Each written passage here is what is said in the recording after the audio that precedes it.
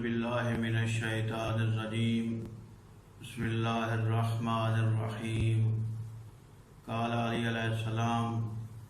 من عرف نفسہ فقد عرف ربہ۔ ناظرین کرام، آپ کے سامنے حضرت علی علیہ السلام کا فرمان اقدس پڑھنے کا شرف حاصل کیا، جس میں مولا ارشاد فرما رہے ہیں کہ جس بندے نے اپنے نفس کو پہچان لیا، اپنے آپ کی معرفت حاصل کر لی، اس کو اپنے رب کی معرفت حاصل ہو جائے گی، وہ اپنے رب کو پہچان لے گا۔ ناظرین کرام، ہماری گفتگو ان دروس کے بارے میں ہو رہی تھی جو حضرت امام جعفر صادق علیہ السلام نے اپنے شاگرد مفضل کو دیے تھے، اور انسان کی خلقت یعنی انسان کے جسم میں جو حکمتیں اور مصلحتیں پائی جاتی ہیں ان کے بارے میں مولا نے آگاہ فرمایا تھا، انہیں کو ہم بیان کر رہے تھے۔ آج یہ فرمانا ہے، مولا مفضل سے مخاطب ہو کر فرماتے ہیں کہ اے مفضل، کیا تو نے کبھی غور کیا ہے کہ اللہ نے سر ایک بنایا ہے، اس کی کیا وجہ ہے؟ تو مفضل فرماتا ہے مولا آپ فرما دیں، تو مولا فرماتے ہیں کہ اللہ نے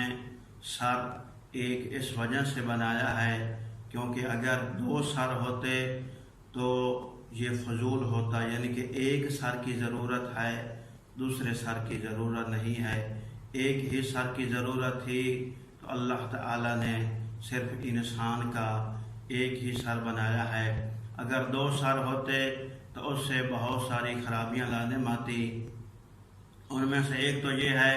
کہ جب ضرورت ایک سر کی ہے تو دوسرا سر بنانا فضول تھا، اور اگر دو سر ہوتے تو یہ خرابی لازم آتی کہ اگر کوئی بندہ کسی سے گفتگو کر رہا ہے تو ایک سر سے گفتگو کرتا، دوسرے سے نہ کرتا تو وہ فضول تھا۔ اگر دونوں سر سے وہ گفتگو کر رہا ہے تو ہو سکتا ہے ایک سر کوئی اور گفتگو کرے، دوسرا کوئی اور گفتگو کرے، تو سننے والا بھی پریشان ہو جاتا کہ کیا کہہ رہا ہے، ایک سر سے کوئی اور گفتگو ہو رہی ہے، دوسرے سر سے کچھ اور گفتگو ہو رہی ہے۔ اور اگر انسان کے اللہ دو سر بناتا تو یہ انسان کے لیے بوجھ تھا،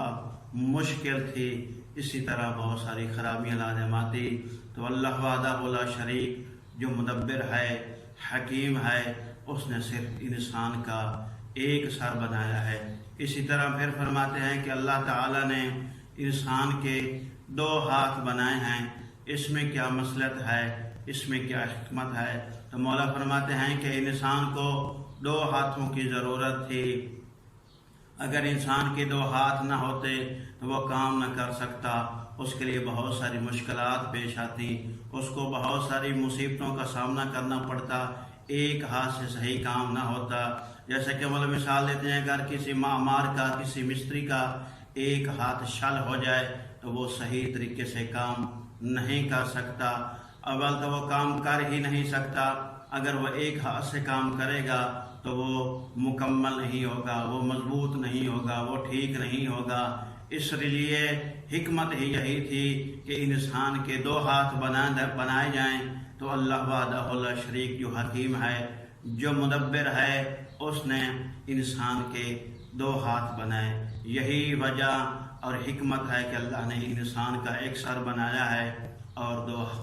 ہاتھ بنائے ہیں۔ ان میں حکمت اور مصلحت یہی تھی کہ سر ایک ہونا چاہیے، ہاتھ دو ہونا چاہیے۔ تو مولا فرما رہے ہیں کہ یہ حکمت اور تدبیر یہ بتاتی ہے کہ ان کا بنانے والا واجب الوجود ہے، اس کا کوئی خالق ہے، کوئی بنانے والا ہے، کسی خالق اور بنانے والے کے یہ ہاتھ اور سر نہیں بن گئے۔ تو مولا وحدہ لا شریک کی توحید کی طرف رہنمائی کر رہے ہیں کہ وہی اللہ جس نے انسان کو ایک خوبصورت جسم عطا کیا، وہ وحدہ لا شریک ہے۔